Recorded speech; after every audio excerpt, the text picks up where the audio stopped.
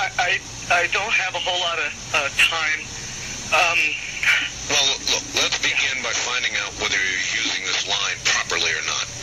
Area 51. Yeah, that's right. Were you an employee or are you now? A former employee. Former employee. I was let go on a medical discharge about a week ago, and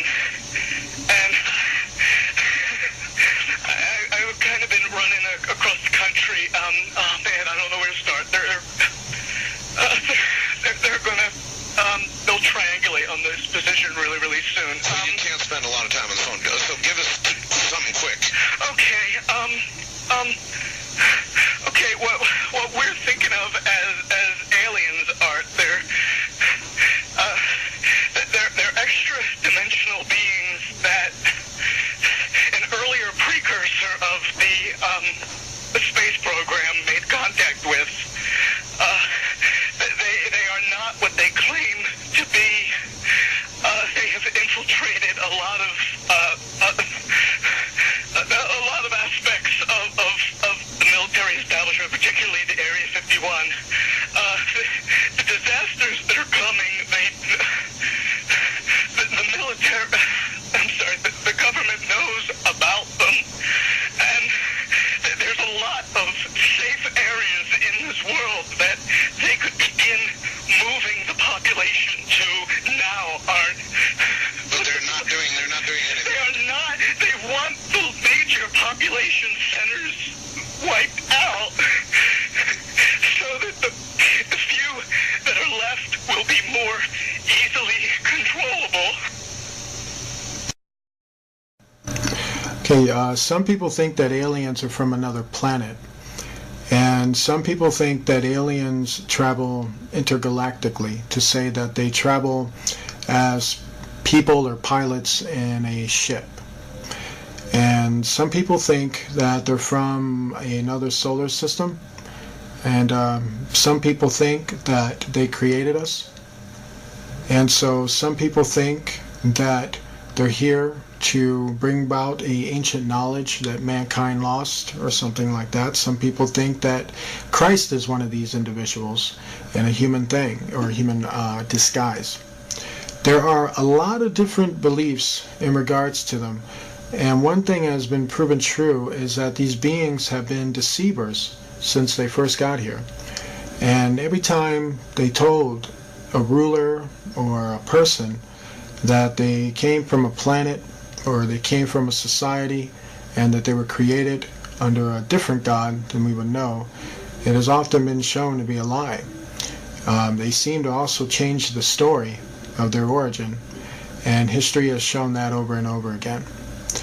And what I mean by that is to say many times when people thought that they were on another planet, it turned out that under hypnotic trance, through hallucinations called either holographic images, they were meant to think they were on another planet. Some of them have literally woken up in the midst of having this technology operated on, and they realized that they were actually in a laboratory room.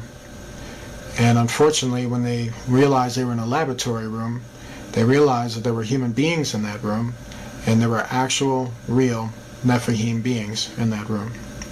They realized that they were not on a planet, but they realized that they were somewhere on Earth, and they were in a secret place where they were being experimented on. Some of them are actually using ships, real technological ships, to kidnap people. That does not qualify them as coming from another planet, as the way they would define it. So let's understand a little bit more evidence on that. Let's go back to the intergalactic thing, okay? If they're from an intergalactic world, let's say they're from 9 solar systems away from us, and they were from a technological world that is 9 solar systems away from us, that world would be far more present than non-existent as we're in that state now. Meaning the traffic would be so heavy that you would see it, and you would clearly see it all the time. Interesting thing about space is that the solar system that we live in is actually called clean space, meaning there aren't really a whole lot of debris and gases and things in our solar system. It's a very It's very clean. But the solar systems that are around us are filled with very dangerous gases, and they're filled with strange anomalies, weird type of rocks. And basically what I'm saying is, for the kind of technology to travel warp speed at such a speed and power that it would probably kill them before they even got here. The gases would definitely ignite with nuclear energy sources. This is why deep interstellar travel is not possible, because the more and more further you go out into space, the more and more dangerous it becomes to travel. So if there was intergalactic activity going on, where people are actually blasting themselves from that solar system over to here, the traffic and the accidents and the explosions from these accidents would be so magnificent that they would be seen from Earth. And so we don't see anything like that. Not anything like that at all. And let's say they manage to get through the gases and the rock formations and everything else. Let's say they develop some type of technology where they could actually do that. Still, what you don't factor in is that you will see them coming before they even got here. And the whole world would actually see them coming before they even got here. You don't see that. So that debunks any theory that they are intergalactic. Also, if they created us, then who created them? You got to recognize that the universe is far bigger than an alien, as they want to call it. And these aliens do not have appropriate explanations for these things. They ignore these questions. At this stage, the rocket was traveling between 11 and 14,000 miles per hour when a saucer-shaped craft entered the frame. It flew into the frame like this. It shot a beam of light at the warhead.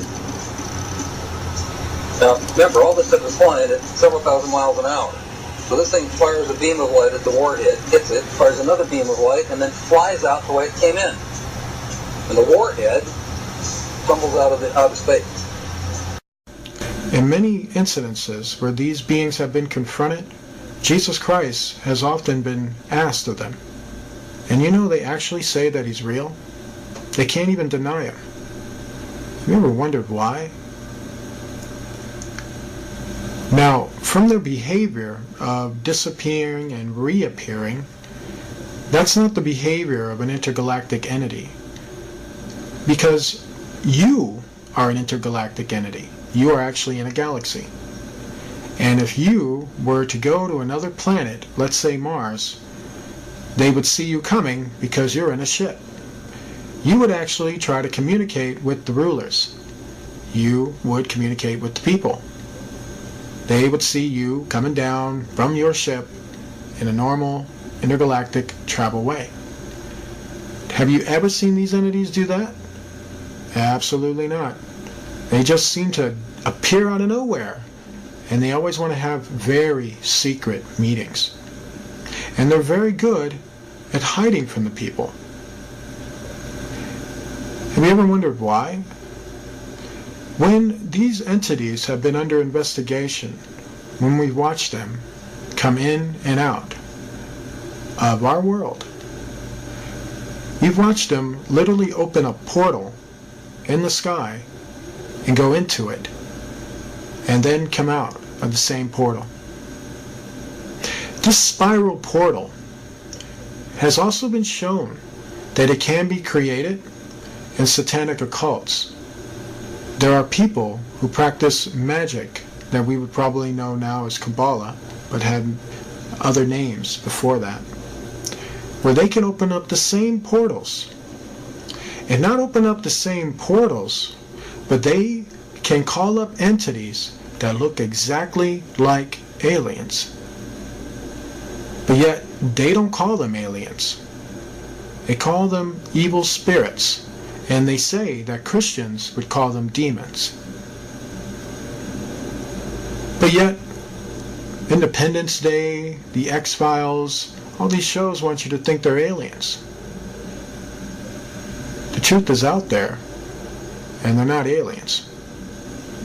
You ever asked yourself, why would they want you to think that, though?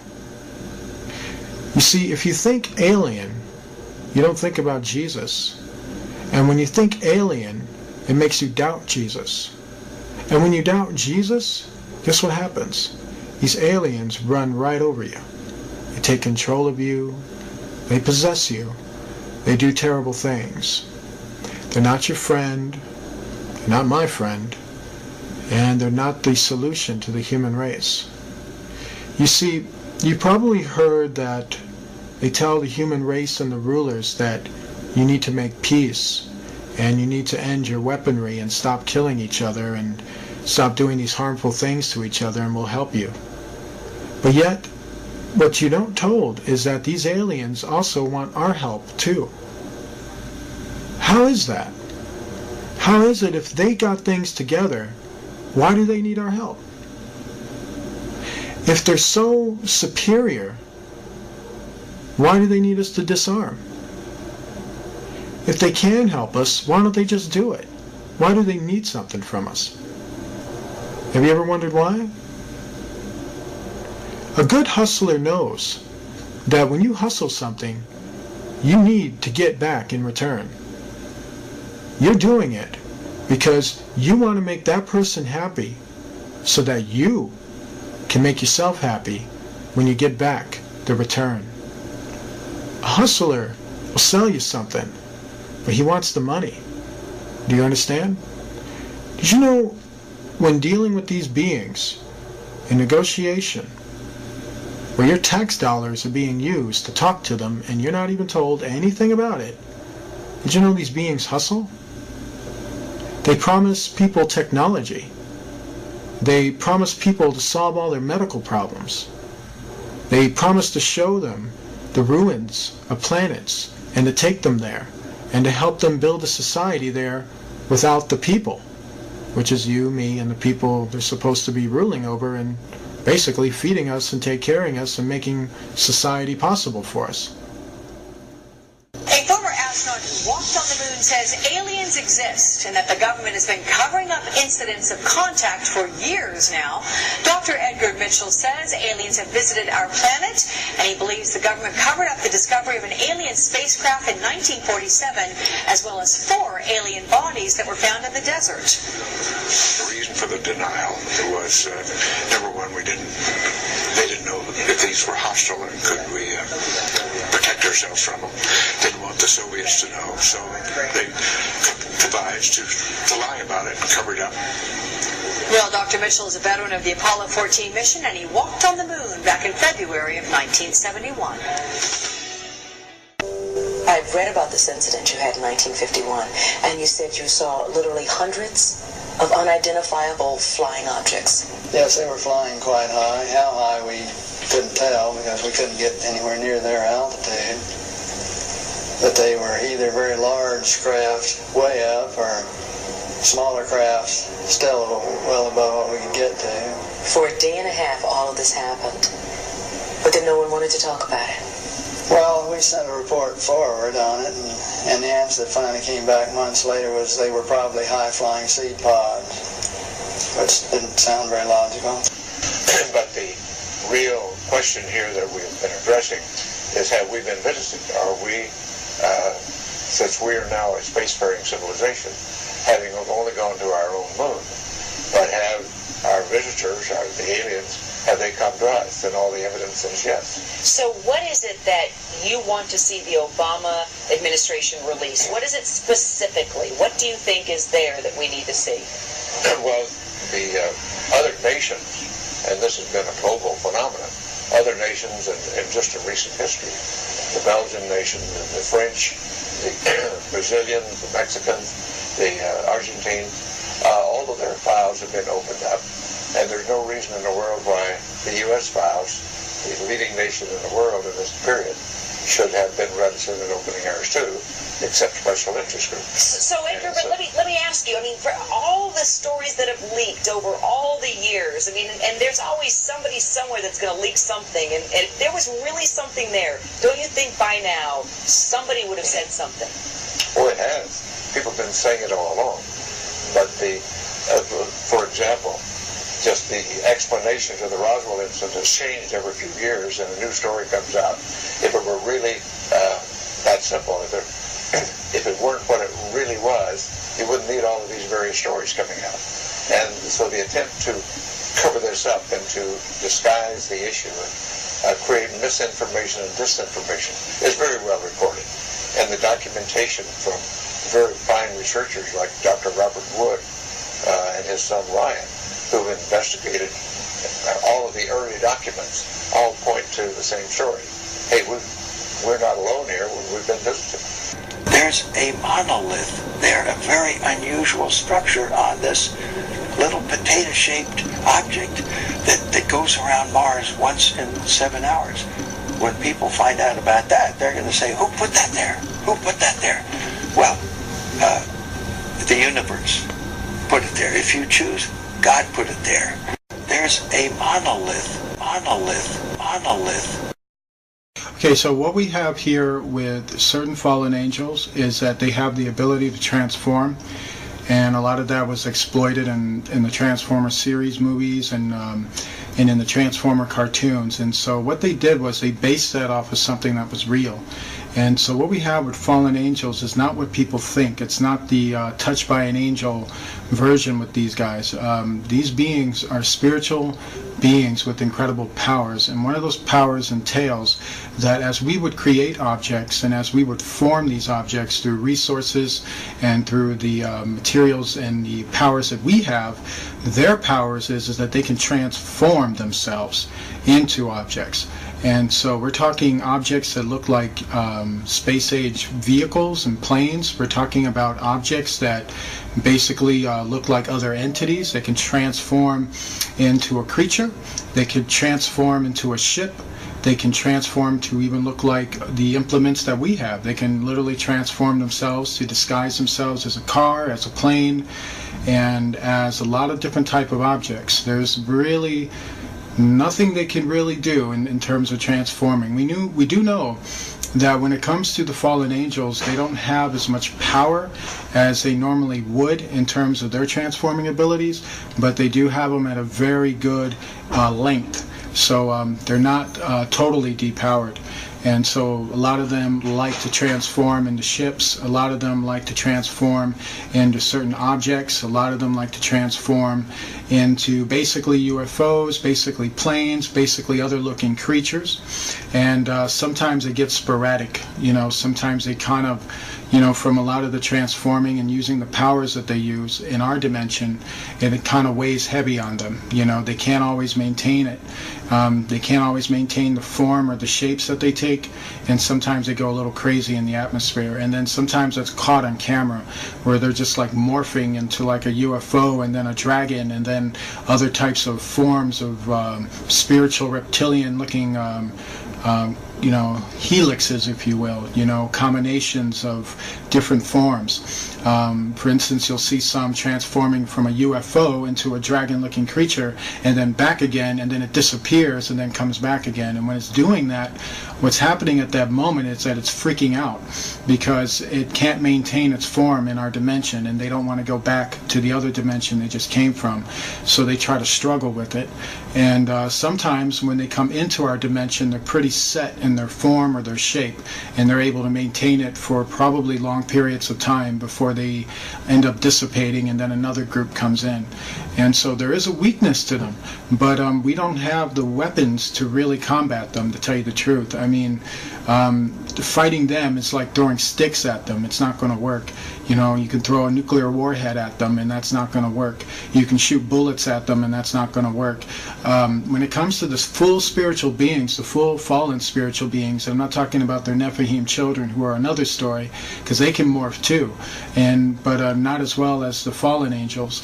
The fallen angels, to understand them, they're usually balls of light And then they have demons that can also appear that way. So it's tricky identifying them. But one thing that you can do is when you pay enough attention to them, or if you spent enough time observing them, you start to notice how the demon lights are not as transformable as the fallen angels. Fallen angels are, they can basically transform within seconds and disappear within seconds. And the demons, or the spiritual demons, they seem to maintain a certain form, and then they're known to just basically dissipate a lot quicker. And so that's probably the only way you can tell on that end, when it comes to these beings. Aliens are two types. Aliens, is what people will know them, are actually fallen angels. And fallen angels have more power than people think. They're more creative in their deception than people think. Fallen angels like to pretend to be aliens. They'd rather you think something different other than what the truth is. And then you have the Nephilim, who the Bible says were the children of the fallen angels. And they too still exist, and they too have been mistaken as aliens. And so what we have, like in the time of Enoch, when the book of Enoch was talking about it, it very much confirmed that there was a time when these beings lived on earth, and they came from a dimensional world, and they actually came, through portals, basically. Enoch saw them coming from another world, literally another world beyond our world, and that has nothing to do with the solar system or the galaxy or how we would know the universe. This universe of theirs is behind our universe, and they can open up doors, spiritual doors, basically, portals that have spiral shapes, and they resemble 666 shapes, and they basically come through the portals.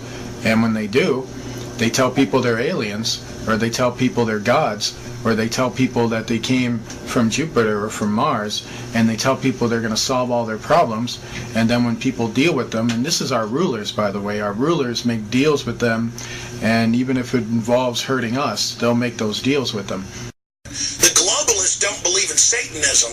They believe they're contacting interdimensional aliens through the drug use and through the electronic interface, and they believe, and actually write about, Ray Kurzweil, all of them, that they're going to merge with the machines, blast off into hyperdimensional space. And that's why they're so crazy. That's why they want to get rid of us. That's why they're smiling and giddy and acting so nuts, because they believe, if you're a psychiatrist and are hearing this, understand, whether it's real or not, they believe they are in contact with these entities and are being directed by them. That's why they're so evil. And the entities are telling them eternal life, total power, total control, everything you could ever want. Just kill everyone. Set up a world government. Build this design we're telling you.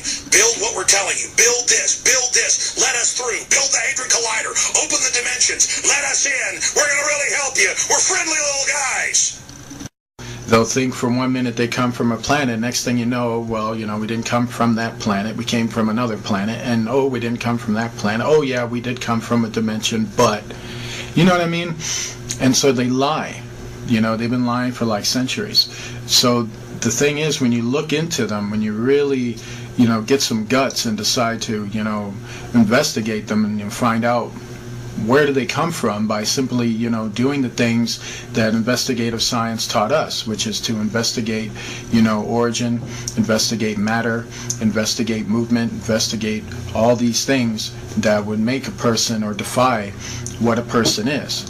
How you can tell something is a dog and what a dog does and where a dog goes and what a dog eats and what a dog does in terms of, its lifestyle. And so when you do that with so-called alien study, guess what you find out? You find out they don't come from another planet. You find out that they don't move galactically. You find out that they move interdimensionally. They move through parallel portals. When we talk about like Enoch, when we talk about what makes Enoch so important, why, what's the big deal about Enoch, why is everybody going toward the book of Enoch? There's two reasons why. What happened in Enoch's time is happening now in our time. And that's scary, because what happened in his time was pretty messed up. Okay, so what we had that occurred in Enoch's time was that there were rulers that were on that earth, powerful rulers who were worshiping evil spirits. These evil spirits told these rulers that they came from another planet and that they were going to solve their problems for them, and that there was more God than just the one true God. And so they believed in that for like hundreds of years for a while, and these were like descendants of even Seth. And what happened is that over time, while these rulers were worshiping and not taking warning from the other sons of God, those entities backstabbed them. And what happened is that the more and more the rulers worshipped them, and the more they got control over what they did, it allowed those entities to enter further and further into our world, to the point where they received enough energy and enough permission from these rulers to literally enter our stratosphere. And when they entered our stratosphere, they came in full invasion force. The book of Revelation tells us that's going to happen again. We are living in the stage where the beginning of that is already happening. So what we put this picture is Hitler basically meeting up with the fallen entities, and that was basically irregular for him. He had a very large interest in basically following them and basically communicating with them and basically talking to them. And these beings were, very much part of the plan and the destruction of World War II. You'd be amazed at the fact there's a lot of attacks in World War II that they actually took part in, that history tries to cover up or tries to bury. I mean, if you look back at maybe 15 years from 9/11, so many people will have a different view and a different explanation to that. But when it all comes down to it, the Bible tells us that fallen entities are involved, and our leaders shake hands with them and greet them, and are happy to see them. Hitler is also very much involved with the 13 council members, and so he's very much a guy who reports to them. And this is one picture that you're looking at right here. This photograph was actually snapped, I believe, during an attack at Antarctica, if kid you not. Hitler didn't die in 1945. He actually died later on after World War II, because he was hidden in that base for a while. This was a photograph that was shot of one of the UFOs, if you will, one of the Virginia aircraft planes that attacked an aircraft carrier. Right before it decided to unleash a hail of missiles on it, one of the soldiers snapped a picture of it. And these are the things that you got to really wrap your mind around, because when you don't wrap your head around it, you're going to get very caught up in it. This is also the same deal. What you're looking at the bottom with the heat source is very much the fuel injection of the plane, or the Virginia. This is also another photo shot of the Virginia. And what you're looking at right here is kind of what I'm talking about here, is some of the engineering components of some of these Virginias. They have a circular fusion type of power, and it's right at the center of the Virginia. And basically fusion, that's basically using type of nuclear fusion with water, and basically sends it into a lot of hyperactive speeds. And it's just very, very advanced, and it's just to show you just how advanced we were in World War II, which would even implicate to you now just how more advanced we are now, and how so much of that is not shown. And what you're looking at here is another case of that. You can see how sleek they build these Virginias, and you can see how well they've gotten to the point of building them. They're nowhere near to the point where they used to be, but they've gotten there now. A lot of this was help from the fallen angels, because our rulers by that point did not have a lot of mental capacity behind this, and so they had to be retaught how to rediscover their own inventions, which is very sad. But it's the making of their own doing. If you look very closely at this, you'll notice I believe it's a 50 cal machine gun that was built at the bottom of this one. And what you notice with these things is that they're usually machine guns that are basically placed inside the Virginia, and then they're released to come out and then to be used against upon other people, basically to open fire on people. And this to show you the military strength of these things. You have something as well here. You got a guy standing on top of one. And what you have here is also another one too. And as you can see, it's pretty much parked there. If you notice the Rolls Royce that is near this UFO, it's to show you that, you know, the elite were the ones that were privy to this type of stuff. They were the ones that were there to watch it and look at it and examine it and admire it. And what we have here is the same angle, same deal. And this is probably one of the very well-known ones. And one of the things I need to mention about this thing is that a lot of the times when they were launching these Luminias, a lot of the Luminias were to be launched to go into the planets, basically to the moon, Mars, other places, other secret locations on Earth. Many times they called in witches to basically conjure up demons for them, to guide them or direct them certain portalways that they would fly the instruments into and then come back in and out. A lot of the things in their world is not what you would think. It's a lot more worse than that. And same thing that you have here. You had one basically hovering up about with airplanes basically hovering over it. And what you have here is another base basically. It's a design of a base, but it's basically a design of an energy source. If you look at all the contraptions that are connected to the triangle points, those are called energy bars. And with these energy bars, basically, they're like giant transformers that can fuse powerful energy. And they all connect, kind of like a wiring. And all the energy will be centered to the center of the main core of the energy source. And what you're looking at here is what they used to do with pyramids a long time ago. And now they've invented these circular type formations. And all these things are about energy sources and advanced technology. This is also a blueprint of a Luminia, how to build one and how to construct one. You'll notice some things about it. Luminias usually are about, they have basically 3 levels or 3 floors. You have a top level where that's where the operations, flying, things like that. And you have a bottom level. One is for laboratories. Another, well, laboratories will be at the bottom, and the middle sections are their homes, basically where they sleep in and where they rest. And this is a model for a really big giant one.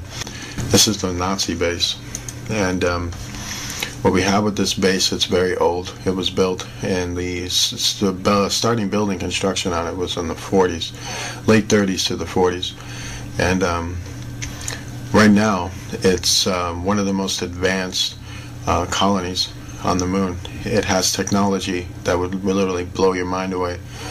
Right now there's about 2 million people living on there, on that base.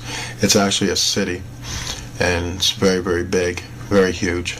You have literally advanced space-age technology there. It's one of the last things left of the Reich Empire of Hitler.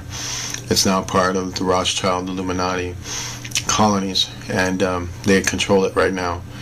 And it's basically their moon base, and it's just very, very advanced. The swastika building, as you're seeing, is very huge, and there's so much more in that area that's very much shrouded in the darkness.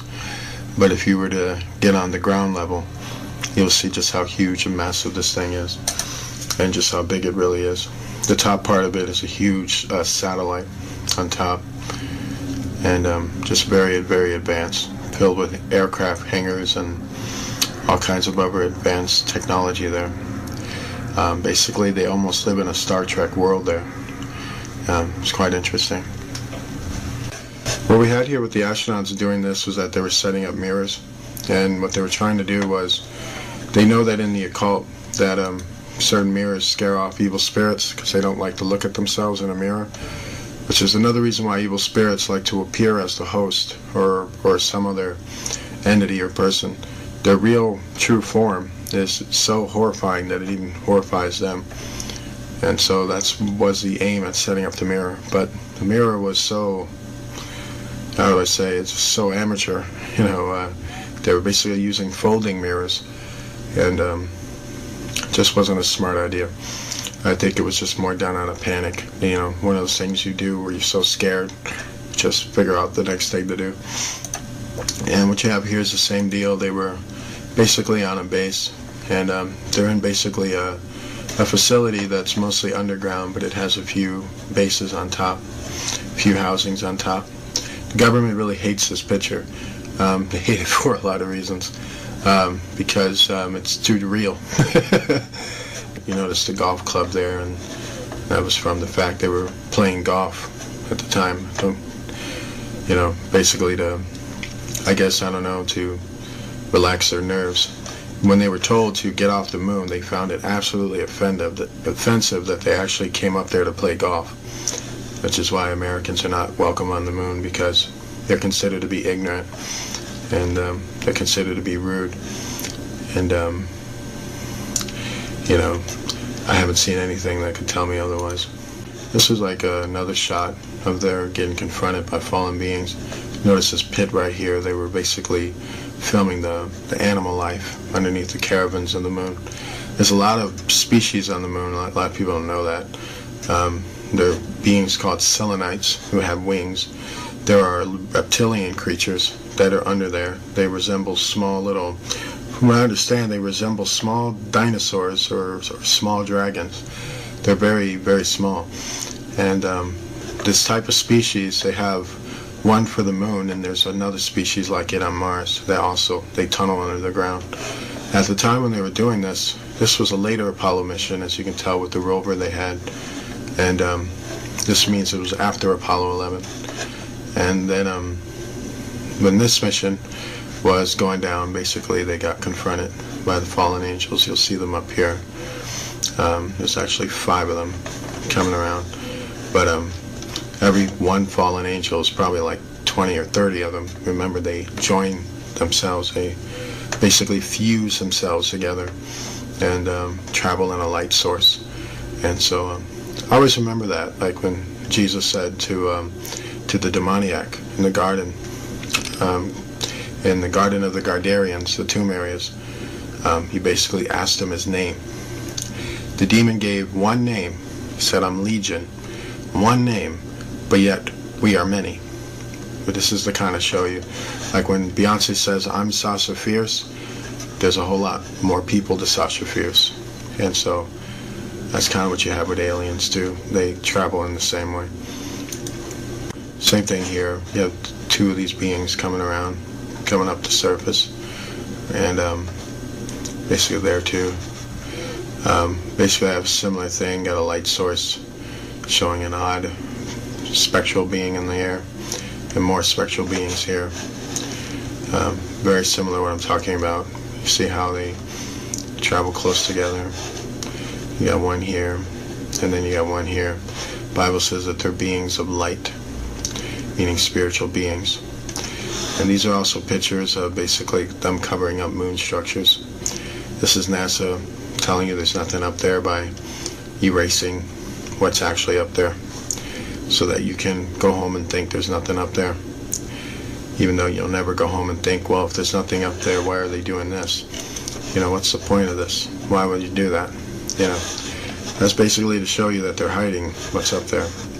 They don't want people to know about what's going on there, what the deal is, and stuff like that. So that's why you have a lot of these buildings that are just being basically covered up. Same thing here. What you have here with this structure is that it's a ruin, a very massive ruin, and it's basically a temple. And from what I understand, it's very, very huge. The structure is probably a good 5-6 miles wide. We're probably going up to about maybe 15 miles high. It's very, very huge. And it's one of those structures that hardly ever gets talked about. But very, very powerful indeed. And we have more of the same type type of thing here when they were basically landed in this area here. This is when they were filming the abandoned city, or the ruinous city. It was a city made of metal and crystal, I kid you not. Many of the buildings had huge giant holes in them, or they were halfway destroyed or hanging. They were mostly ruins. They filmed and actually shot photographs of this massively wide buildings, massive area, and had to cover up the whole entire thing with pitch black. But because there was so much crystalline in the photograph, a lot of people were able to just use a lot of infrared and a lot of other camera ways to bring out the images that were being covered up in there. So with the greenness and the blueness and other things, you're starting to see that there was something huge, something quite massive that was there, that the astronauts were to go there and basically extract technology from there and basically film it. What's so heartbreaking about that is that you won't see that in the National Museum. This is back to what I'm talking about here. You'll notice it here. There's a big opening right here, and when the other astronauts on this mission, with some who actually leaked some information, came from the radio transmissions. The radio transmissions revealed that they walked through an opening, and when they walked through an opening, they were basically walking on a platform opening, and they were underneath the structure. And when they looked, they were able to see more of the city and what it looked like. They said this opening structure was made of metal and crystal, that there was metal pillars holding it up, while the rest of it was just crystals. And they basically just walked straight through it. And that was the opening where they walked in, and basically were looking around at it, and then they walked out and started taking pictures of the overview of it. And you'll notice some of these rock things here. There's more to these rocks than people think. There's actually technology that's buried within those rocks. So what they had with this area was that there was a lot of ships ingrained in the dust and the ground of the area, and basically they were taking pictures of the structure that was around them. But what's so shocking about it, if you look how small this astronaut is and how large the structure was, you really start to grasp the architectural skills of the old world was mind-blowing. And yeah, it's kind of like same stuff here, but it's kind of NASA spreading disinformation. Basically, these rocks things right here, there's more to it than people think. Sometimes they're actually pieces of technology broken off. Sometimes they actually have animal life living in it, or biological life in it. And so they just basically erase it. And this is kind of like showing you their guilt, because if you look at it, if you didn't have this information, you wouldn't think much of it. But they get rid of it anyway, because in their hearts and what they're doing, they know what it is, and so they don't want you to figure that out. So the less you know, the better is kind of where they go at. And so yeah, same thing here is you got them erasing stuff, erasing towers and other things. You got the same thing here. Erasing other towers. I want people to see what's there. This was actually a fallen angel, and what it was basically doing was being very intimidating. It shapeshifted itself into a giant ribbon, and these are just other questionable areas where it's got moon bases on it. There's other activity there, activity that it's very, very horrible. Most of it, if it's secret, it ain't good. These are pyramids that are on the moon, and you notice 1, 2, 3 of them. From the shot angle, actually 4 right over here. From the shot angle of it, you'll think that these pyramids are close together, but they're actually not. They're probably maybe 3 to 6 miles apart from each other. And basically in that time, pyramids were built for energy sources, kind of like a big giant battery to light up your city. And that's what they were there for, basically. And this is to show that they're somewhere near a ruinous city, and they're not too far off from it.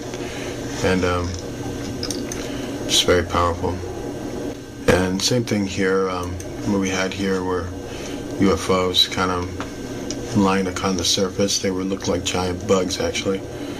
And basically these things started to pop up when these astronauts started to take pictures. This is one of the major reasons that spooked them to get off the moon. Many of these astronauts, actually, when they went to the moon, a lot of them thought they weren't even coming back. They were that scared by it. Basically, we have more same thing here. We have a statue of from what I understand, a goddess-type ruler with a sword that's been broken off. You see the handle of the sword here, and you see its blade end right over here. Very interesting because it's old world metal, so it'd be kind of interesting to look through that a little bit. Very, very interesting indeed. We have here was a Viminia ship. This is known as a smaller Viminia class ship, and this comes straight from the old world. So this was an old world ship, meaning it wasn't built by the government. It was built by a government those thousands of years ago. And basically, as you can see, the 3 holes there, it was attacked basically. And but looking at how advanced it is, it's marvelous. From what I understand, they were going in there to take away computer chips that were on it, and to get a schematic, basically, of how it was built. Just a beautiful ship, though. Nothing really quite like it. And what we have here was the type of engines I was talking about in terms of Viminia. This is one of their engine capsules. And if you look here, this is the crystal that's right in the center of it. And it's basically built to fuse power and H2O, basically. And they fuse it inside this crystal, and basically it's used to power up an entire ship. And so this is why they came to that area, because they knew what was there, and they were trying to extract the technology. And what we have here is basically a pagan altar built on the moon. Quite interesting. But this was from a long time ago. And basically that's what they did. And it's just quite shocking. This is more stuff here. You're looking at more ruins in the ground here. And looking at just a kind of oblong structure, really. If you look at this blue thing right here, this is actually what they couldn't completely cover up. But this is to show you that massive blue crystal city that we just got through talking about. This is one of the beams that's being shown that they weren't able to cover up completely. And it's just very mind-blowing. And this is kind of showing you what they really covered up in this photograph. This whole area right here has an abandoned ruinous city on it.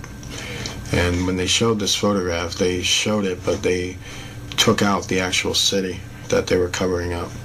So this is kind of showing you what they did, what was really there, and why they took it out.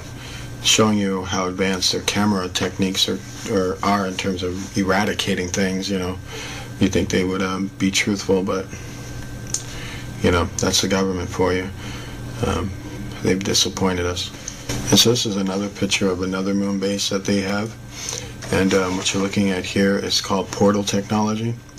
And that's what this big giant thing is used for. And what you're looking over here is a tractor that's about to come in. And this tractor usually goes to the mining fields, picking up silver, gold, metal, other resources. And this is one of the bases that they have on the moon. And sometimes people come through portals. They're walked out through here, and they come into this base here. There's tractors here. You'll notice mining fields here around it. You'll notice this big flash of light right here, which had a lot to do with the fact that when the astronauts came close to it, the fallen angels appeared, because fallen angels are everywhere on the moon, and basically guarding a lot of their evil things that they got human beings involved in.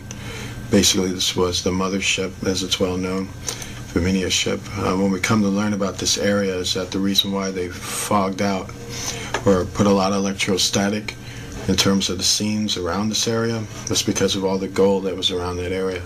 There was so much gold in that area that it's just mind-numbing to think about in terms of your imagination. To see the gold that clearly from all the way up in the sky shows you that there wasn't like bars of gold down there. You can consider like almost like a halfway of a mountains of gold down there. There was gold nuggets and rocks and mountain-shaped rocks of gold down there. I kid you not. Like, basically a gold nugget that's something like 10 miles high, and just scattered all around where this mothership was abandoned.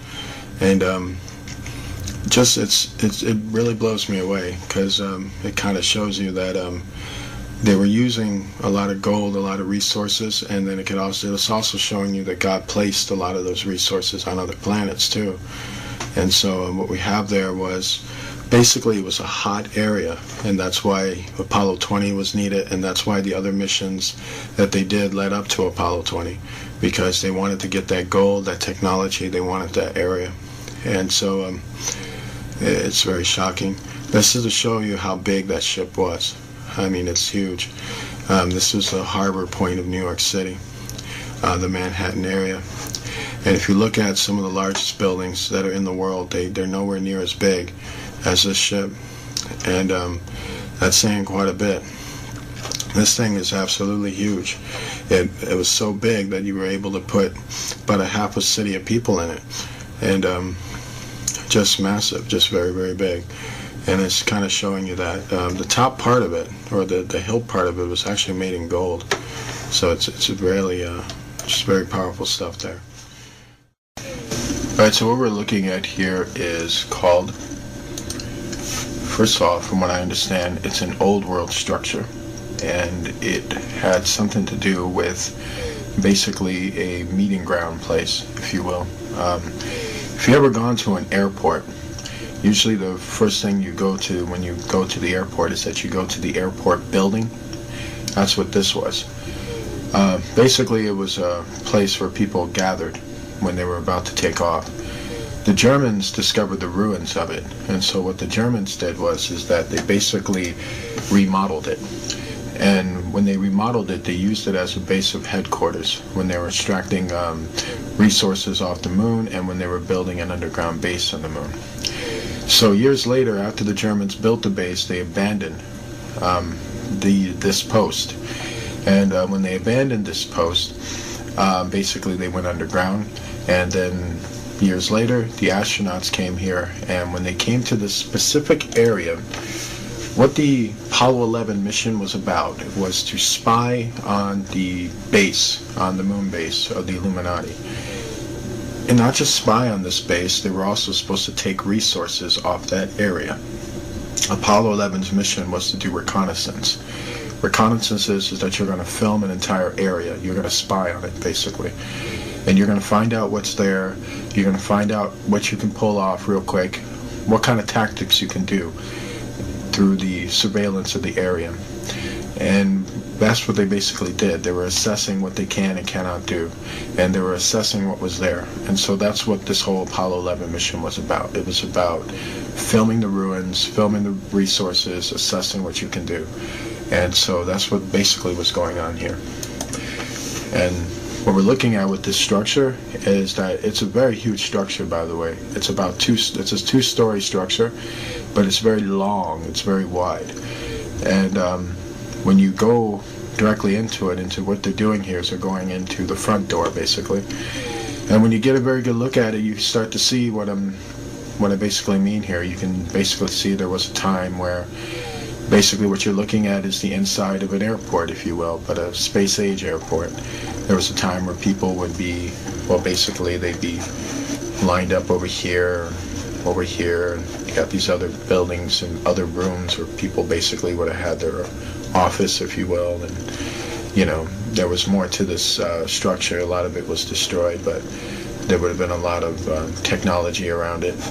So by the time the Germans got to it, the Germans would have just remodeled it, you know, put some new structures on it to hold the building up and things like that. Once it was abandoned, it was just, that was it. So you'll notice some things about the walls of the building. You notice that they're very bright. You notice that when they come in with the camera, it seems like the whole thing seems to illuminate. It has a lot to do with basically the walls. The walls are made out of alabaster. Alabaster makes things glow, kind of like marble does. And so, from what I understand, this structure was a combination of alabaster and marble, and kind of like a white stone, if you will. And so that's why it has a very type of eerie glow. This is one of the astronauts walking. We believe this was Buzz, actually, with Armstrong filming. And if you take a good look, you notice some things here. You can see kind of what I'm talking about. You can see how this is an old world structure with some new structures in it, but this is kind of like an old world kind of lined, if you will. It's a place where people lined up. And the more and more you get a very good look at it, you'll notice these archways. Archways are places where people would gather. They'd be coming in and going out. And you'll notice some other things. You look at these beams across right here, you'll notice that some of these beams are attached to the old structure, which is to hold it up. And you'll notice the ground is very broken up, and that has a lot to do with the destruction that the building went through, or was basically hit with, a long time ago. And you'll notice now he's filming another room, which is here, and he's about to go right into that room. And so what he's doing is that he's just walking along it, and you start to notice some rocks, blocks, and things that have been broken apart. You'll notice here also how it's one room here, rooms here. You'll notice how it looks very much like a big giant office building. And that's kind of what you got to put into you, is that is what you're looking at. Is that you're looking at a building that had an administrative function. And even in the old world, it had an administrative function. And when the Germans took this land, they made it also into an administrative function. And then until after a while, that was pretty much it. And so that's what you're just looking at here. You're looking at a building that used to house very advanced technology, and then the Germans used it, and the Americans spied on it and walked in there and wanted to get a very good look at what's inside there. From what I understand, there was circuit boards that were left around in there. There were metal pieces as well. So basically, they collected all the circuit boards and all the metal pieces, all that type of resources they can carry back with them while filming the rest of the structure is what they did. And pretty soon you'll see that when they're digging up these metal pieces into piles.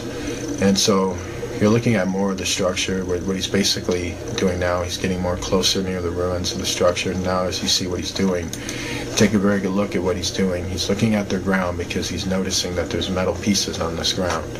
So that's what he came for. And so he's looking around to see what he can pile up. Just getting a very good look at it, at the whole thing. So now you see him walking over it. And if you're wondering why they walk so smoothly over it, that has a lot to do with the uniforms they're wearing. They wear things that are about like 200 pounds, and with the shoes have a very strong adhesive, so it feels like bouncing. But they're not bouncing because of the atmosphere, they're bouncing because of the shoes that they're wearing. And if you look very good at it, you notice how the structure's missing a floor here. You'll notice how with this building, the entire top floor that should be like a ceiling on top of them is not there because that has been wrecked, destroyed. And so only some part is holding up in the back while the front part has been basically gutted. And so this is just more of that. You see these beams here, and then you see these archway beams that I want to keep mentioning it to you. You see more arch beams here and more arch beams here. And that's just to tell you, that it was an administrative building, and people would have been lined up here, they would have been lined up here, they would have been going into another building here, getting their papers or getting prepared for flight. Then they come out of the building, and then if you notice, right at the very far end of this building, it's about maybe a mile off, or half a mile off, is where the Verminia ship is, the one that Apollo 20 went after. And that's to show you what that area used to be. It basically used to be a massive space-age airport. So you're looking at some of the buildings that were left over from it, and this was one of the administrative buildings that they had. So that's more, you know, what you're looking at. If you take a very good look at it, you see how this building, you know, had levels. It was a two-story building with a lot of floors, a lot of inner floors. So basically levels of rooms, bedrooms, office buildings. Basically, that's, you know, what it was, basically. And so I just want to keep reiterating that, because, you know, a lot of people look at this building and they'll think it's alien, or they'll think, you know, the Germans built it, but it's a lot more complicated than that, and also pretty simple at the same time. And so it's pretty tripped out. This is what I'm talking about. If you look up here, you can see the floorboards up here, and there's floorboards here, and then all of a sudden there's just this big opening right here, and that's because half the floor on top is missing. Basically gutted. And a lot of things like that, alabaster walls, but you notice how some of these, you know, wallings here are more darker. They don't really shine that well. And so that's to show you that the Germans had to, like I said, remodel. They had to put some of their raw material on there to kind of hold the building up so that they can use it. And this is Buzz in the middle of it. And, you know, it's a funny thing with Buzz. They said right at this point, when he's standing in the middle of it, just looking at it, what was going through his mind is the fact that he just could not believe that this was there.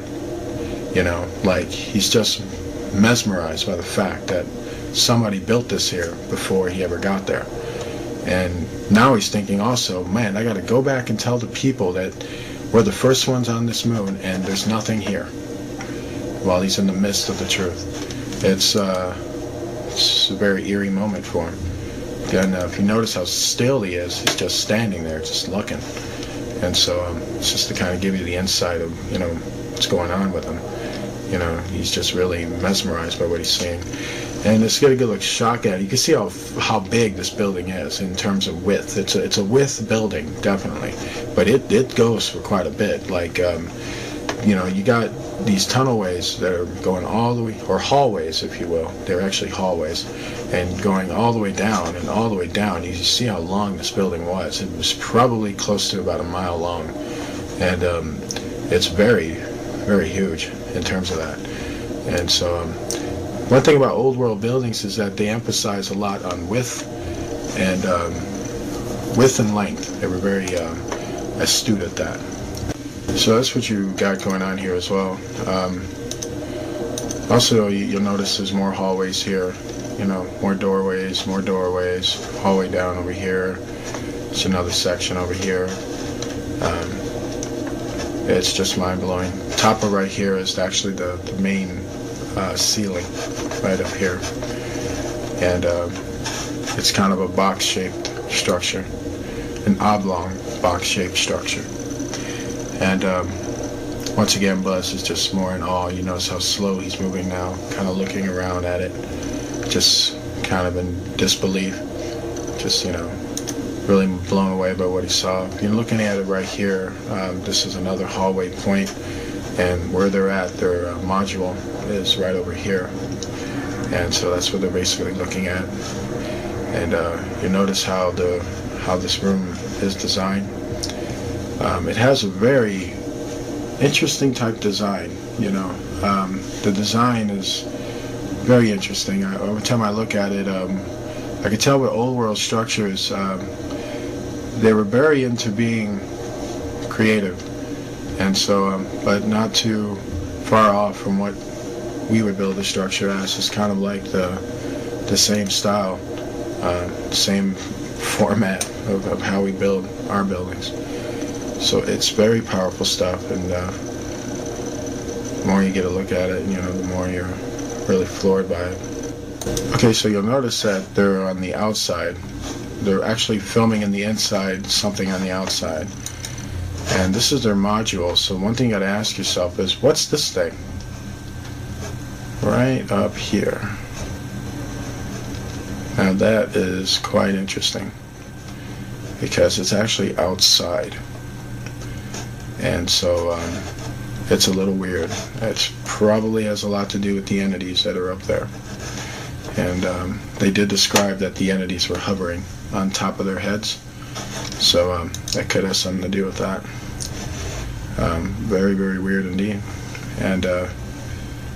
That's probably why he's filming the module right now, because he's getting worried. Okay, this is what I was talking about in terms of picking up metal fragments and circuits. Now, if you notice what he's doing, if you take a very good look at what he's doing, that's exactly what he's doing. He's collecting up circuits, he's collecting up wires, and he's collecting up metal pieces. And he's basically piling them up so that they can basically take them out of there. And that's what Mr. Buzz right here is doing. He is basically trying to pile them all up together. And quite interesting. And the reason why it's dark there is because it's just not enough light. And this is a computer composite of what the structure looks like. If you take a very good look at it, it's very, very big. And you can see how it's just a big, massive, long, two-story administrative building. And just very, very huge. And quite interesting indeed. And that's just to give you a very good look at what you're looking at. And there's just so much about this, you know. This is a piece of the second floor ceiling. It's broken off there. You'll notice some things on top of it. It's kind of circular, like blocks and stones on top of right here. That could have more of a function than we think. We could be looking at a piece of a broken off machine. And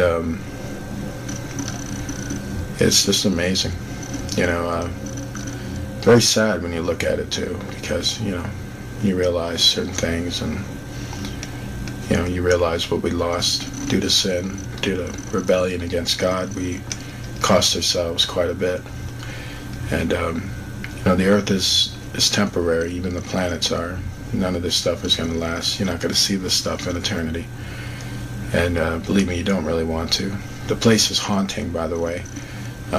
If you have the astronauts who talked about it, who covertly talked about it, spoke about the feeling of being haunted, you know, the feeling of something was on their back or on their shoulders, looking at the apparitions of the fallen angels being haunted by them.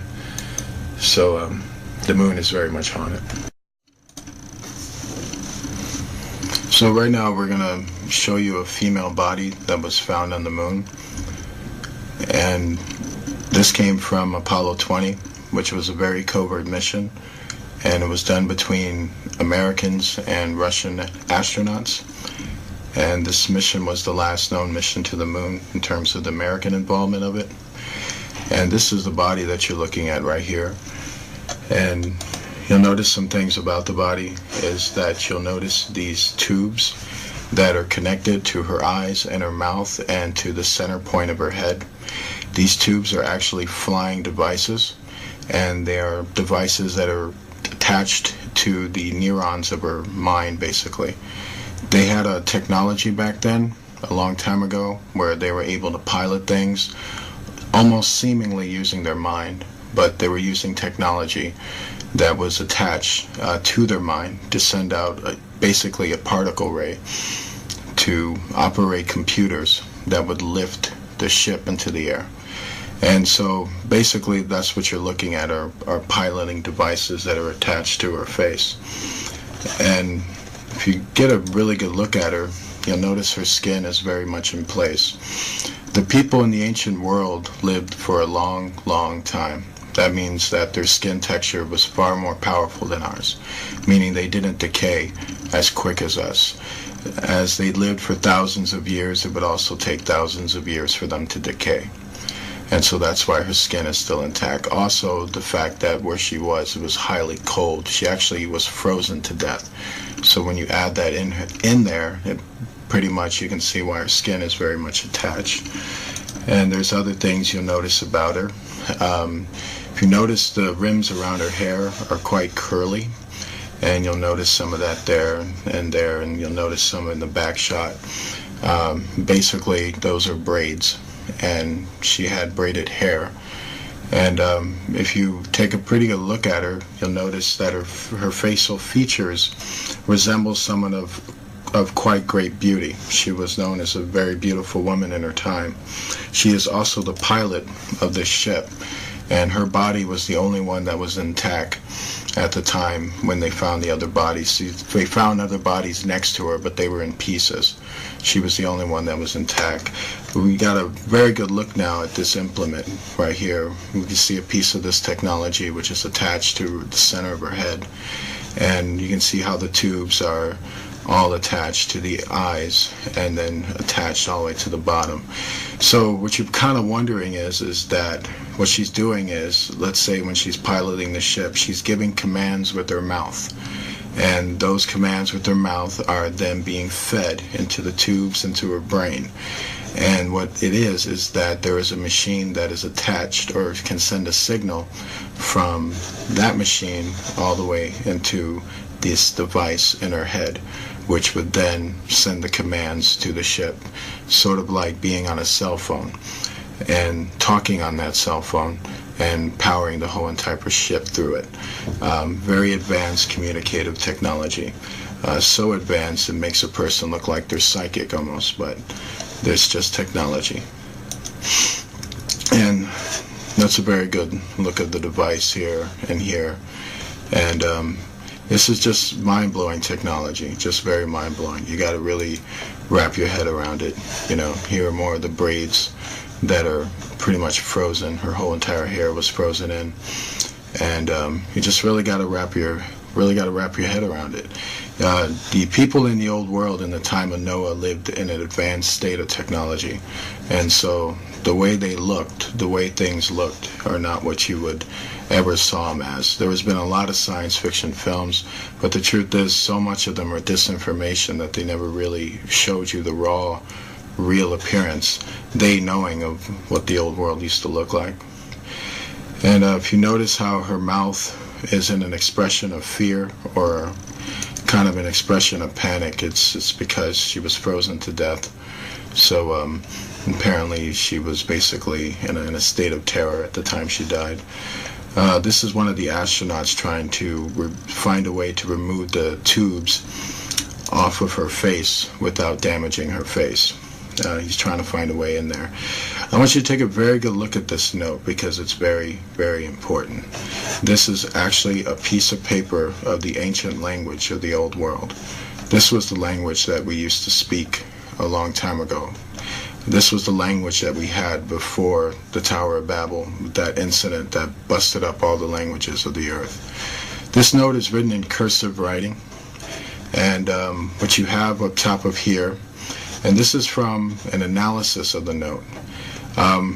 We have not been able to translate the note or figure out the components of the lettering.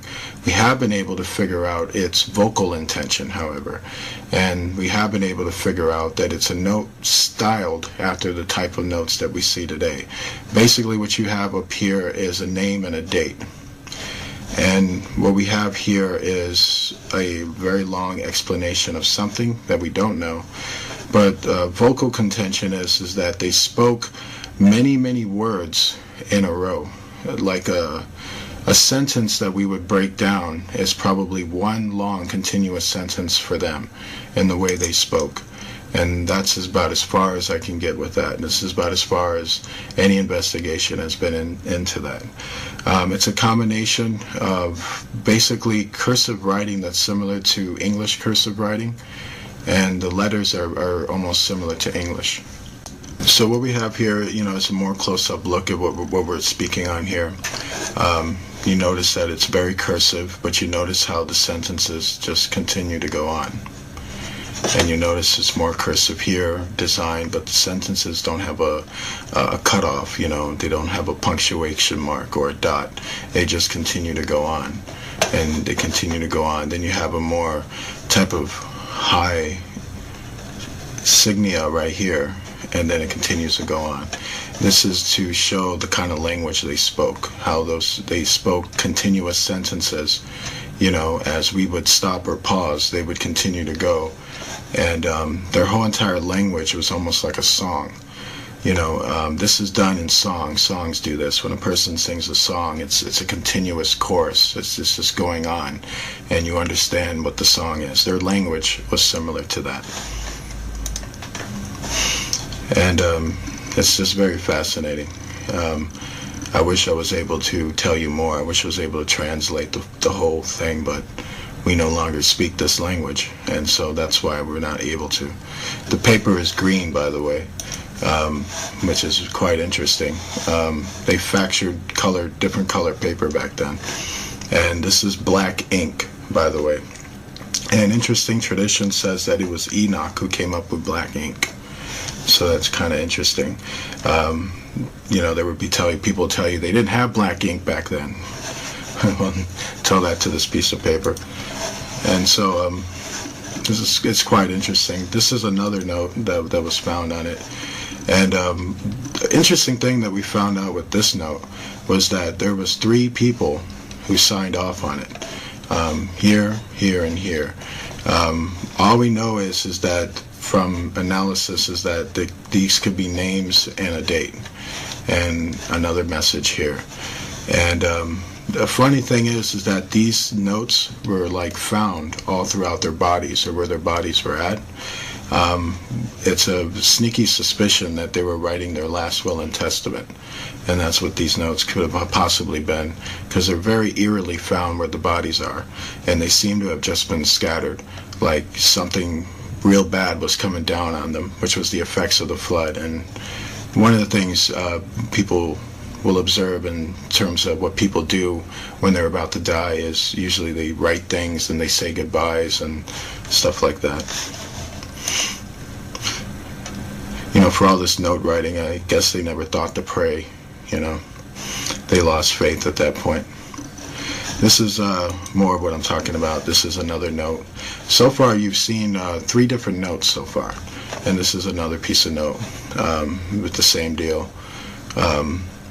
Just some long sporadic writing that we're seeing there. And what the astronauts did was they put all these notes in these Ziploc bags that you're looking at here. These white bags that you're seeing right here is the bags that they use to put the bodies in. And basically they're just sorting out the notes and filming it for NASA's viewing pleasure, basically. And but when you're looking at this, a lot of people look at that and go, what exactly is that? These are computer circuits, by the way. And these are actually very advanced computer circuits. These are circuits that have been attached to a blanket. I kid you not. And apparently this blanket was draped on the pilot, actually. This part right here is some of her lower body. And the covering was here, where her stomach is, and this right here was part of her leg. And for some reason this covering was on half of her body. And it's believed that it may have something to do with, there's 2 theories on it. One is that the covering is some type of computer circuit board that's used for the ship. Another one is that it's an example of transhumanism technology, that this daughter of man, this specific female, had cybernetic implants in her, and one of that was this type of covering that was on her leg. Which is telling us that the technology back then that they achieved in terms of cyborg technology was very real, and this is a piece of it that's on her. And much of the transhumanism doctrine that's coming out with the connection to what happened in Noah's time very much supports transhumanism rather than it being a device that's part of a piloting function. It's mind-blowing technology, by the way. It's hard to know exactly what it did for her when it was attached to her. This is a more close-up shot of it as you're looking at it. It's hard to know what it exactly did for her. There's a lot of theories. It could have increased strength or speed.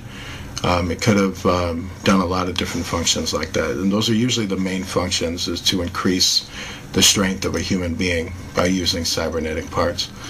And that's what all of this stuff is, basically. This is a more close-up shot of it. And it's mind-blowing. It's unlike any circuits that you've ever seen or known. These are circuits that are far more advanced than what you would ever have known. Then they work far, far better than anything you can can think of in terms of what we're dealing with now, or what the government will have you think that we're dealing with now. This is a more close-up shot of it to get you to really wrap your head around the circuit board of it. When you're looking on the surface of it, it almost feels like a smooth type of painting almost, or a smooth type of paper, cardboard paper. But when you look further into it, you see that there's actual computer circuits inside of it. And these are the up-close shots of these circuits, and they're just basically coursing throughout her particular implement, and they're attached to her skin, by the way, and that's why the transhumanism technology makes far more sense, because it's very much attached to her actual person. And what you're seeing here is more parts of her body. This is a more up-close shot of her leg, and up-close shot of her body frame, to kind of give you an example of what happened to her skin, or close-up, more telescopic close-up look of her skin. And basically you can see how it's, it seems like instead of decaying, it's chipping. And so that's fascinating. The skin is very hard, and it looks like it's the type of skin that really would take a lot to even cut it. And so it's very strong skin. It's not, you can see how far humans have degenerated. We literally decay. We don't chip away. But back then they chipped away before they actually decayed. And fascinating. And what you're seeing here is her co-pilot, and the co-pilot's head was severed. And so what you're looking at here is the severed head that they found, and it was right next to her. This co-pilot didn't have the implements attached to her, and where she was found, actually, she was found a few, from what I understand, about 15 to 16 inches away from the pilot, and her head was found about 16 inches away, with her other body parts being found in pieces. One thing you got to understand, the astronauts' impression of it when they came onto the site of it, the Apollo 20 crew, was that they felt that a violent incident took place at this time, because the body parts were in pieces, which hence that they were hacking at each other toward the end of it. The pilot seems to have been preserved for two reasons. She may have been the captain, and having privileged knowledge, she may have tried to get away while this was happening, and but basically wasn't able to escape. The meteorites that blew open onto the moon caused a freezing on the moon, that basically if anybody who didn't get taken out by the blast was going to get taken out by the freezing effect. She seemed to have survived the blasting effect, but got caught in the freezing effect, which happened pretty much simultaneously right after the blast. And that's as far as it's known. And what will eerily shock you is that a lot of old world technology that's found all have traces of a violent disturbance that had taken place on it, from having laser holes blasted into them, from bodies being found in pieces, and being found in suspicious ways, showing that they were in a state of panic and violence at the time that the flood effects were taking place. And so much of that is, you got to really wrap your head around that these people were living in a very violent society. This is an after shot of when they removed all the tubes off her face. Right now, they basically got her on Apollo 20, and so this shot right here was basically to show you the after shot of when they had it all removed. They had a female doctor who was with them as an astronaut, and she was the one who removed the tubings off her face. And key things to note is that when they removed the tubes off her face, they said that this ooze, this type of eerie ooze, was oozing out of her eyes and out of her nose. They believe that that might have been part of the cartilage of her brain and the flesh of her eye.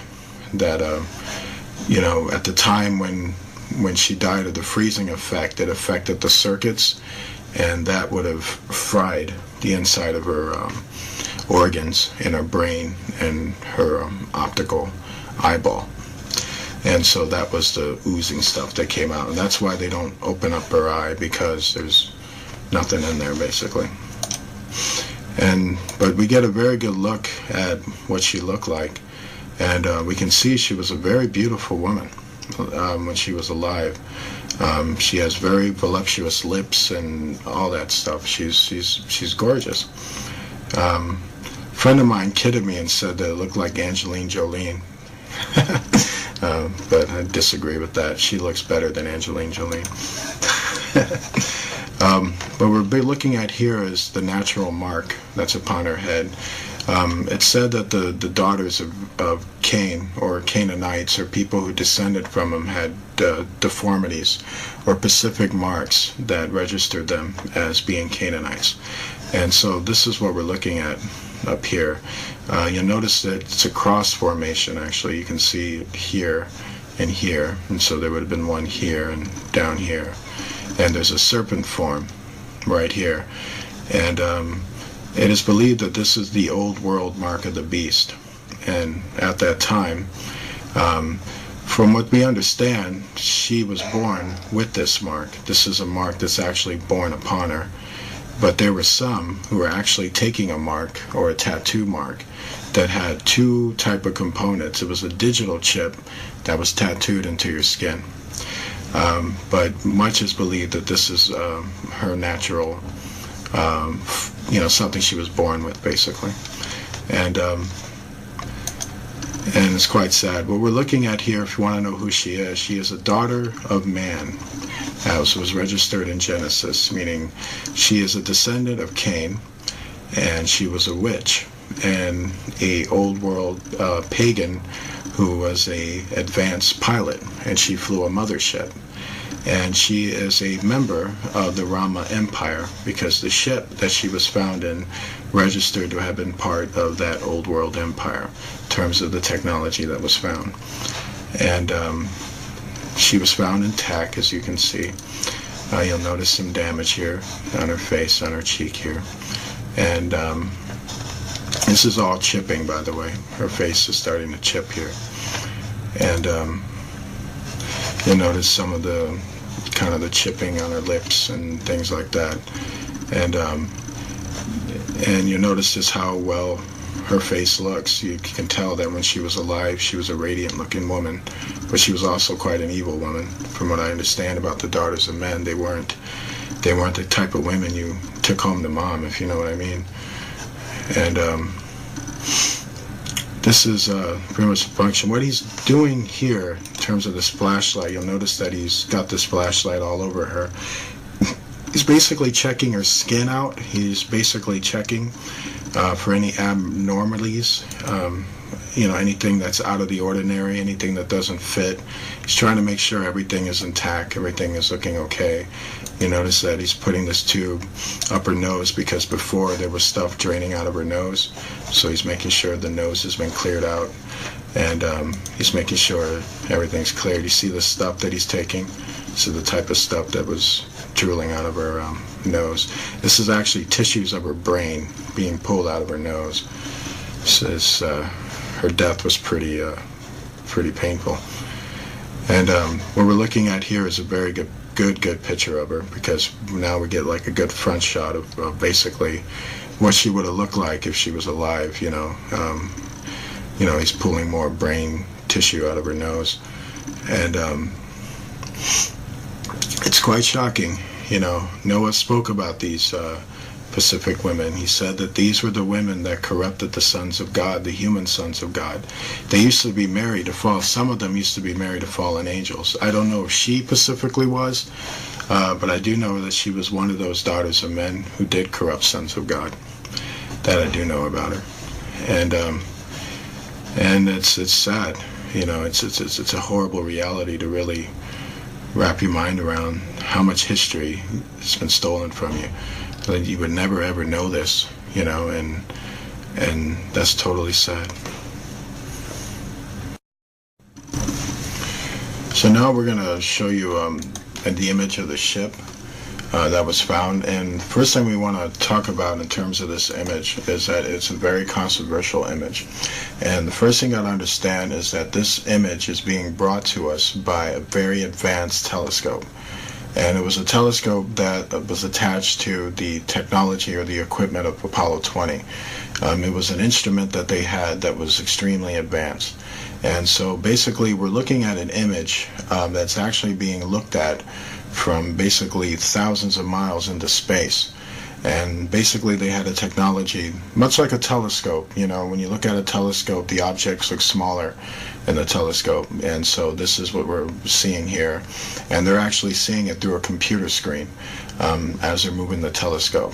And so with that understanding, that's the understanding you need to have as you're looking at this footage. And also you're going to notice there's a lot of static in this footage. That was actually done by NASA, and I'm going to tell you why you'll see that static.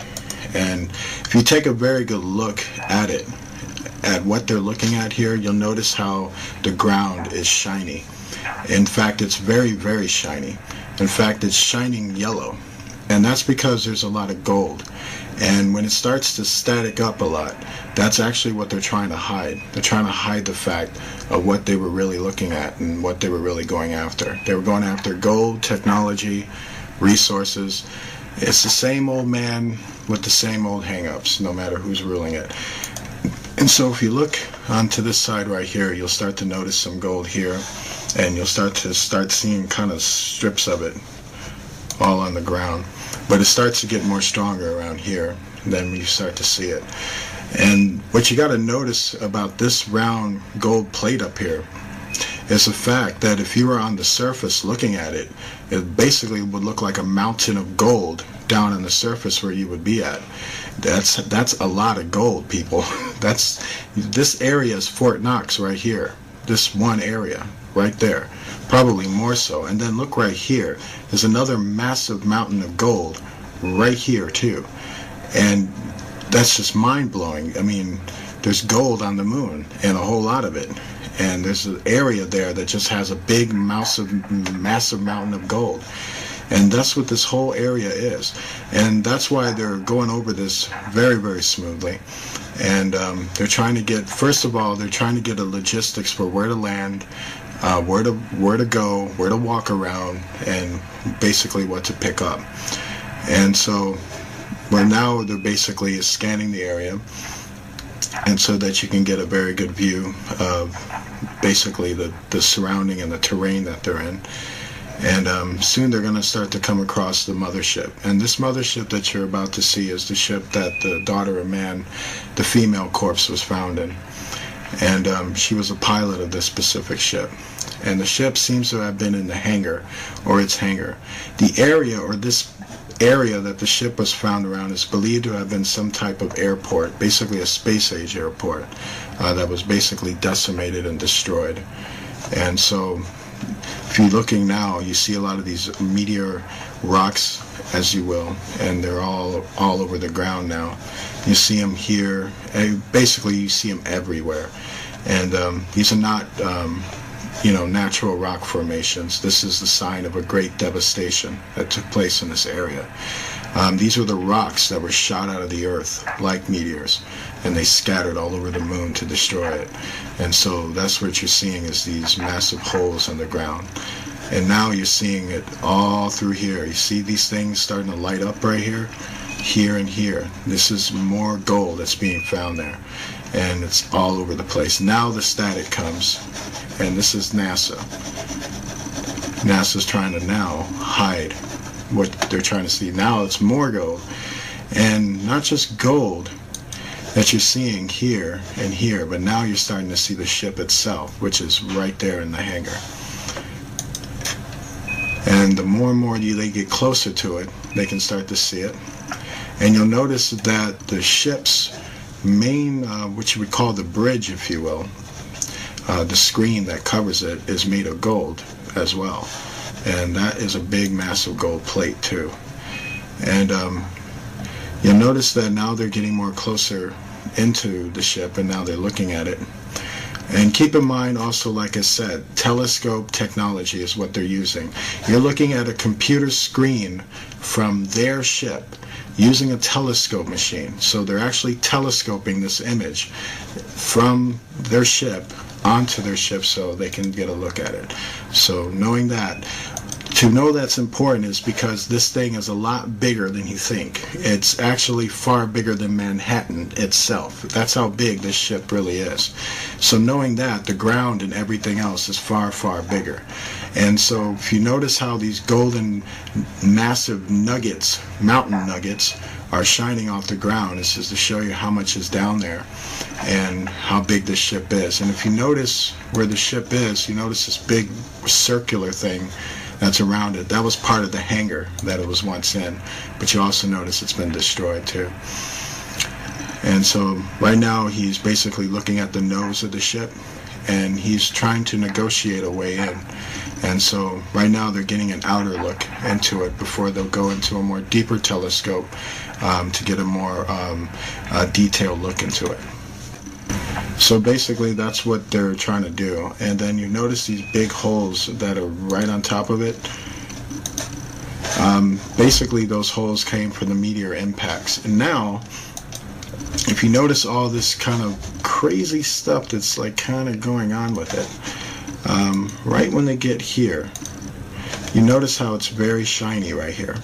It's basically glowing right there, glowing yellow.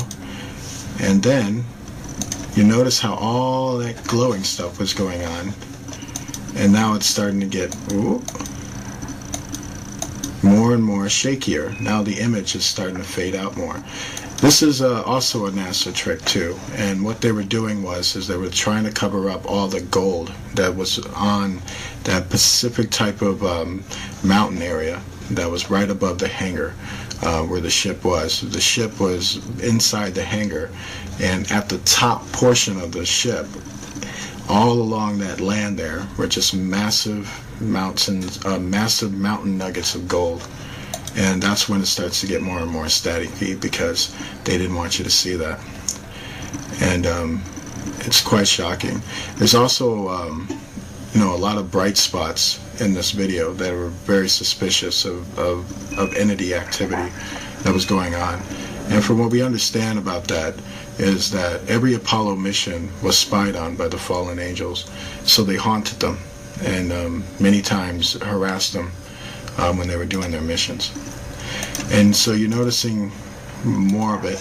You see more of these kind of gold contentions here, and you see right there, right at these areas right here, they're just kind of scattered all through there, and it starts to get more and more foggier, but you start to catch it when you start to take a good look at it. And then right up here too, some more and more glowing, a lot of yellow golding glow. All of that are basically massive gold pieces. And with the light, basically all that lighting, that red-blue lighting that keeps happening every time they focus the camera over there, that was NASA's effect on that, basically trying to cover up what the camera was catching. And so that's why it's basically glowing all those reflections. We want to thank you for watching our video, and we want to leave you with basically this important information about the footage that you just saw. This footage is very, very important because this is the footage that is going on in the world.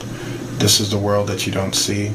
These are the things that go on in this world that you've either been lied to about or the right information wasn't brought to you, and a lot of those things. We did these videos for two things. One, to show you that they're real, and also to explain it to you so that you can walk away with the proper information about what you're seeing.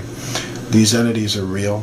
They are hyperdimensional beings who take many different shapes and forms. Our government has lied to us about them since they showed up, and every world power has dealt with them at one point or another. And every world power has also lied to their citizens regarding them at one point or another. And the world that we live in is not quite what you think it is. And when it comes to our history and our past and the threat that we're dealing with, Right now, that was the threat of the past. Basically, if you don't know your enemy, and if you don't know history, you're doomed to repeat it. And it's best that you wrap your mind around the truth of what you're seeing and understand that it's real. And we're affected by it each and every day, and we're always close to it each and every day. It's a time to basically reflect on what you saw and reflect on your faith in Jesus Christ, because he is king of that world that they come from, and he has everything in place. It's a time to really take what you saw and realize that the Bible supports this. This is the reality the Bible's been talking about, and this is what you've been denied in church. Church should be teaching you this stuff, but instead we have to. We hope more people will teach others. God bless you and good night.